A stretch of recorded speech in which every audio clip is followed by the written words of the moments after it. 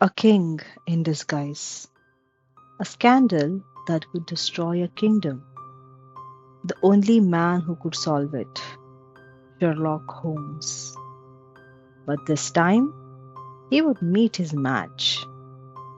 This is A Scandal in Bohemia by Arthur Conan Doyle. If you enjoy stories like this, subscribe to Audiobook Sanctuary for more classic mysteries and immersive narrations. Chapter 1. To Sherlock Holmes, she is always the woman. I have seldom heard him mention her under any other name. In his eyes, she eclipses and predominates the whole of her sex. It was not that he felt any emotion akin to love for Irene Adler.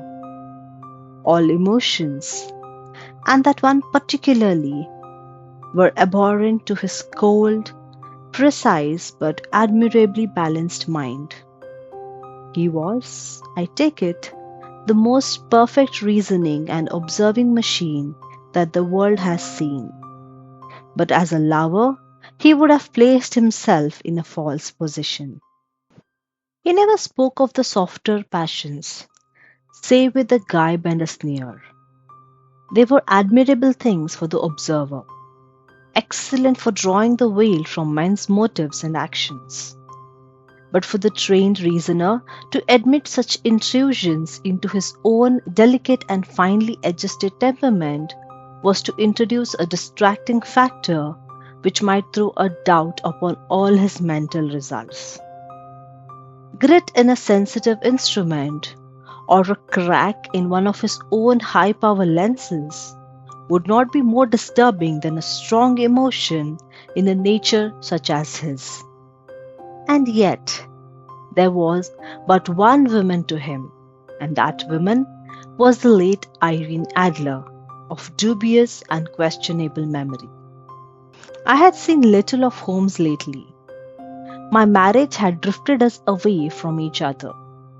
My own complete happiness and the home-centered interest which rise up around the man who first finds himself master of his own establishment was sufficient to absorb all my attention, while Holmes, who loathed every form of society with his own bohemian soul, remained in our lodging in Baker Street, buried among his old books, and altering from week to week between cocaine and ambition, the drowsiness of the drug and the fierce energy of his own keen nature. He was still, as ever, deeply attracted by the study of crime, and occupied his immense faculties and extraordinary powers of observation in following out those clues and clearing up those mysteries which had been abandoned as hopeless by the official police. From time to time, I heard some vague account of his doings, of his summons to Odessa in the case of Trepoff murder, of his clearing up the singular tragedy of Atkinson brothers at Trycomale, and finally of the mission which he had accomplished so delicately and successfully for the reigning family of Holland. Beyond these signs of his activity, however, which I merely shared with all the readers of the daily press, I knew little of my former friend and companion. One night, it was the 20th of March 1888, I was returning from a journey to a patient, for I had now returned to civil practice, when my way led me through Baker Street. As I passed the well-remembered door, which must always be associated in my mind with my wooing, and with the dark incidents of the study in scarlet, I was seized with a keen desire to see Holmes again, and to know how he was employing his extraordinary powers. His rooms were brilliantly lit, and, even as I looked up, I saw his tall, spare figure pass twice in a dark silhouette against the blind. He was pacing the room swiftly, eagerly, with his head sunk upon his chest and his hands clasped behind him. To me, who knew his every mood and habit, his attitude and manner told their own story. He was at work again. He had risen out of his drug-created dream and was hot upon the scent of some new problem. I rang the bell and was shown to the chamber which had formerly been in my part. His manner was not effusive. It seldom was. But he was glad, I think, to see me. With hardly a word spoken, but with a kindly eye, he waved me to an armchair, threw across his case of cigars, and indicated a spirit case and a gasogene in the corner. Then he stood before the fire and looked me over in a singular introspective fashion. "Wedlock suits you," he remarked. "I think, Watson, you have put on 7.5 pounds since I saw you." "7," I answered. "Indeed, I should have thought a little more. Just a trifle more, I fancy, Watson. And in practice again, I observe. You did not tell me that you intend to go into harness." "Then, how do you know?" "I see it. I deduce it. How do I know that you have been getting yourself very wet lately, and that you have most clumsy and careless servant girl?" "My dear Holmes," said I, "this is too much. You would certainly have been burned had you lived a few centuries ago. It is true that I had a country walk on Thursday and came home in a dreadful mess. But as I have changed my clothes, I can't imagine how you deduce it.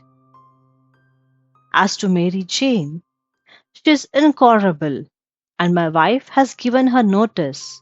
But there, again, I fail to see how you work it out." He chuckled to himself and rubbed his long, nervous hands together. "It is simplicity itself," said he. "My eyes tell me that on the inside of your left shoe, just where the firelight strikes it, the leather is scored by 6 almost parallel cuts. Obviously, they have been caused by someone who has very carelessly scraped round the edges of the sole in order to remove crusted mud from it. Hence, you see, my double deduction that you have been out in wild weather, and that you have a particularly malignant boot-slitting specimen of the London slavery. As to your practice, if a gentleman walks into my rooms smelling of iodoform, with a black mark of nitrite of silver upon his right forefinger and a bulge on the right side of his top hat, to show where he had secreted his stethoscope, I must be dull, indeed, if I do not pronounce him to be an active member of the medical profession." I could not help laughing at the ease at which he explained his process of deduction. "When I hear you give your reasons," I remarked, "the thing always appears to me to be so ridiculously simple that I could easily do it myself, though at each successive instances of your reasoning I am baffled until you explain your process. And yet I believe that my eyes are as good as yours." "Quite so," he answered, lighting a cigarette and throwing himself down into an armchair. "You see, but you do not observe. The distinction is clear. For example, you have frequently seen the steps which lead up from the hall to this room." "Frequently." "How often?" "Well, some hundreds of times." "Then how many are there?" "How many? I don't know." "Quite so. You have not observed. And yet you have seen. This is just my point. Now, I know that there are 17 steps, because I have both seen and observed. By the way, since you are interested in these little problems, and since you are good enough to chronicle one or two of my trifling experiences, you may be interested in this." He threw over a sheet of thick, pink-tinted notepaper which had been lying upon the table. "It came by last post," he said. "Read it aloud." The note was undated and without either signature or address. "There will call upon you tonight at 7:15, it said, "a gentleman who desires to consult you upon a matter of the very deepest moment. Your recent services to one of the royal houses of Europe have shown that you are one who may safely be trusted with matters which are of an importance which can hardly be exaggerated. This account of you we have from all quarters received. Be in your chamber then at that hour, and do not take it amiss if your visitor wear a mask." "This is indeed a mystery," I remarked. "What do you imagine that it means?" "I have no data yet. It is a capital mistake to theorize before one has data.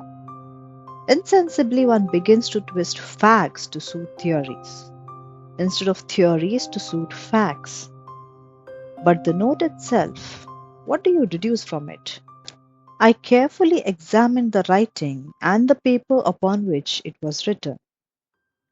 "The man who wrote it was presumably well-to-do," I remarked, endeavoring to imitate my companion's processes. "Such paper could not be bought under half a crown a packet. It is peculiarly strong and stiff." "Peculiar, that's the very word," said Holmes. "It is not an English paper at all. Hold it up to the light."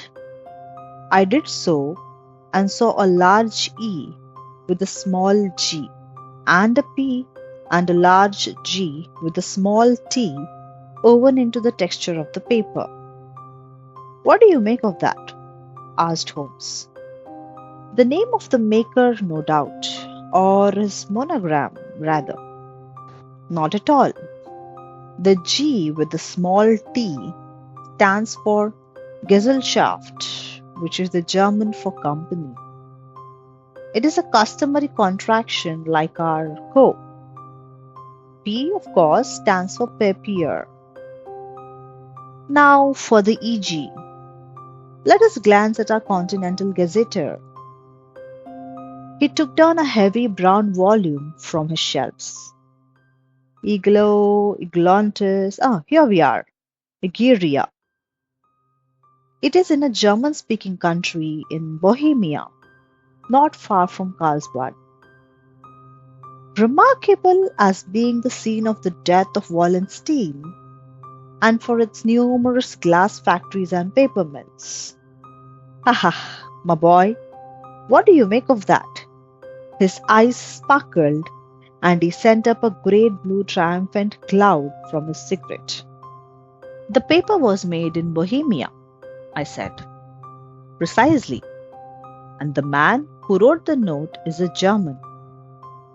Do you note the peculiar construction of the sentence?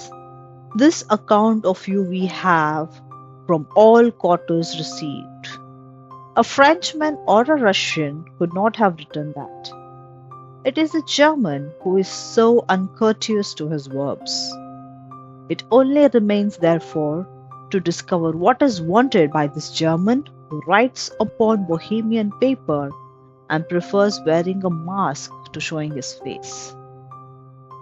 And here he comes, if I'm not mistaken, to resolve all our doubts." As he spoke, there was a sharp sound of horses' hoofs and grating wheels against the curb, followed by a sharp pull at the bell. Holmes whistled. "A pair, by the sound," he said. "Yes," he continued, glancing out the window. "A nice little brougham and a pair of beauties. 150 guineas apiece. There's money in this case, Watson, if there is nothing else. I think that I had better go, Holmes." "Not a bit, Doctor. Stay where you are. I'm lost without my Boswell. And this promises to be interesting. It would be a pity to miss it. But your client? Never mind him. I may want your help, and so may he. Here he comes. Sit down in that armchair, Doctor, and give us your best attention." A slow and heavy step, which had been heard upon the stairs and in the passage, paused immediately outside the door. Then there was a loud and authoritative tap.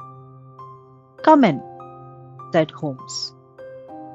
A man entered who could hardly have been less than 6 feet 6 inches in height, with the chest and limbs of a Hercules. His dress was rich with richness which would, in England, be looked upon as akin to bad taste. Heavy bands of astrakhan were slashed across the sleeves and fronts of his double-breasted coat, while the deep blue cloak, which was thrown over his shoulders, was lined with flame-colored silk and secured at the neck with a brooch which consisted of a single flaming beryl. Boots which extended halfway up his calves and which were trimmed at the tops with rich brown fur completed the impression of barbaric opulence which was suggested by his whole appearance. He carried a broad-brimmed hat in his hand, while he wore across upper part of his face, extending down past the cheekbone, a black wizard mask, which he had apparently adjusted that very moment, for his hand was still raised to it as he entered. From the lower part of the face he appeared to be a man of stronger character, with a thick, hanging lip and a long, straight chin suggestive of resolution pushed to the length of obstinacy. "You had my note?" he asked with a deep, harsh voice and a strongly marked German accent. "I told you that I would call." He looked from one to the other of us, as if uncertain which to address. "Pray take a seat," said Holmes. "This is my friend and colleague, Dr. Watson, who is occasionally good enough to help me in my cases. Whom may I have the honor to address?" "You may address me as the Count von Kram, a Bohemian nobleman. I understand that this gentleman, your friend, is a man of honor and discretion, whom I may trust with a matter of most extreme importance. If not, I should much prefer to communicate with you alone." I rose to go, but Holmes caught me by the wrist and pushed me back into my chair. "It is both or none," he said. "You may say before this gentleman anything which you may say to me." The Count shrugged his broad shoulders. "Then I must begin," said he, "by binding you both to absolute secrecy for 2 years. At the end of that time, the matter will be of no importance. At present, it is not too much to say that it is of such weight it may have an influence upon European history." "I promise," said Holmes. "And I." "You will excuse this mask," continued our strange visitor. "The august person who employs me wishes his agent to be unknown to you, and I may confess at once that the title by which I have just called myself is not exactly my own." "I was aware of it," said Holmes dryly. "The circumstances are of great delicacy, and every precaution has to be taken to quench what might grow to be an immense scandal and seriously compromise one of the reigning families of Europe. To speak plainly, the matter implicates the great house of Ormstein, hereditary kings of Bohemia." "I was also aware of that," murmured Holmes, settling himself down in his armchair and closing his eyes. Our visitor glanced with some apparent surprise at the languid, lounging figure of the man who had been no doubt depicted to him as the most incisive reasoner and most energetic agent in Europe. Holmes slowly reopened his eyes and looked impatiently at his gigantic client. "If your Majesty would condescend to state your case," he remarked, "I should be better able to advise you." The man sprang from his chair and paced up and down the room in uncontrollable agitation. Then, with a gesture of desperation, he tore the mask from his face and hurled it upon the ground. "You're right," he cried. "I am the king. Why should I attempt to conceal it?" "Why indeed?" murmured Holmes. "Your Majesty had not spoken before I was aware that I was addressing Wilhelm Gottschalk Sigismund von Ormstein, Grand Duke of Cassel-Felstein and hereditary King of Bohemia." "But you can understand," said our strange visitor, sitting down once more and passing his hand over his high white forehead. "You can understand that I am not accustomed to doing such business in my own person. Yet the matter was so delicate that I could not confide it to an agent without putting myself in his power. I have come incognito from Prague for the purpose of consulting you." "Then pray consult," said Holmes, shutting his eyes once more. "The facts are briefly these. Some 5 years ago, during a lengthy visit to Warsaw, I made the acquaintance of the well-known adventuress Irene Adler. The name is no doubt familiar to you." "Kindly look her up in my index, Doctor," murmured Holmes, without opening his eyes. For many years, he had adopted a system of docketing all paragraphs concerning men and things, so that it was difficult to name a subject or a person on which he could not at once furnish information. In this case, I found a biography sandwiched in between that of a Hebrew rabbi and that of a staff commander who had written a monogram upon the deep sea fishes. "Let me see," said Holmes. Born in New Jersey in the year 1858. Contralto. La Scala. Prima Donna Imperial Opera of Warsaw. Yes. Retired from operatic stage. Living in London. Quite so. Your Majesty, as I understand, became entangled with this young person, wrote her some compromising letters, and is now desirous of getting those letters back. Precisely so. But how? Was it a secret marriage? None. No legal papers or certificates? None. Then I fail to follow, Your Majesty. If this young person should produce her letters for blackmailing or other purposes, how is she to prove their authenticity? There is the writing. Oh, forgery. My private notepaper? Stolen. My own seal? Imitated. My photograph? Bought. We were both in the photograph. Oh dear, that is very bad. Your Majesty has indeed committed an indiscretion. I was mad, insane. You have compromised yourself seriously. I was only Crown's Prince then. I was young. I am but 30 now. It must be recovered. We have tried and failed.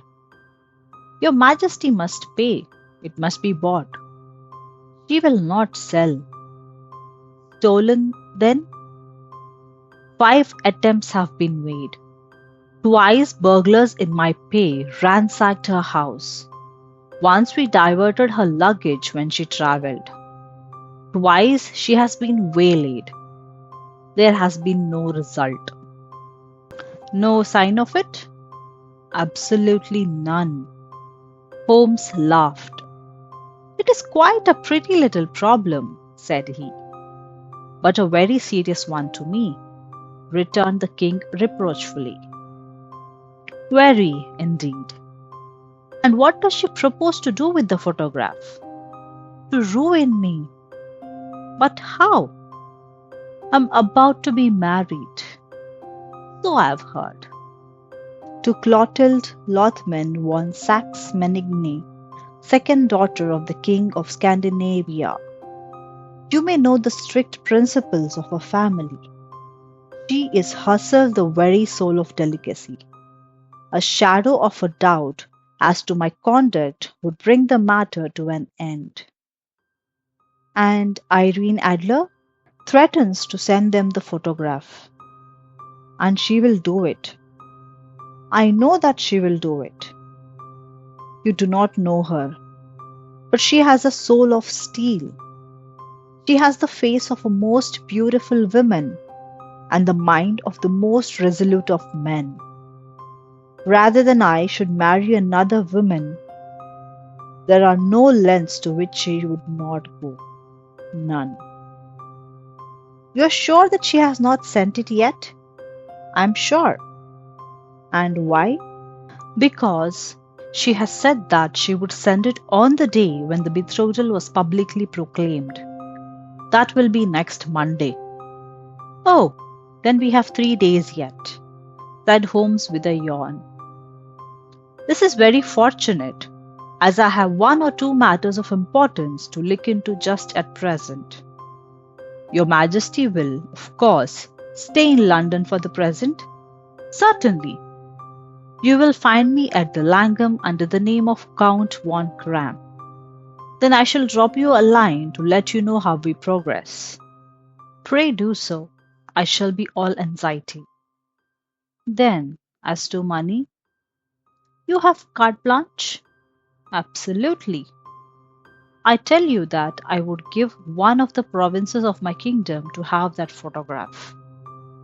And for present expenses? The king took a heavy chamois leather bag from under his cloak and laid it on the table. There are 300 pounds in gold and 700 in notes, he said. Holmes scribbled a receipt upon a sheet of his notebook and handed it to him. And mademoiselle's address? He asked. Is Brawny Lodge, Serpentine Avenue, St. John's Wood. Holmes took a note of it. One other question, said he. Was the photograph a cabinet? It was. Then, good night, Your Majesty, and I trust we shall soon have some good news for you. And good night, Watson, he added, as the wheels of the Royal Brougham rolled down the street. If you will be good enough to call tomorrow afternoon at 3 o'clock, I should like to chat this little matter over with you.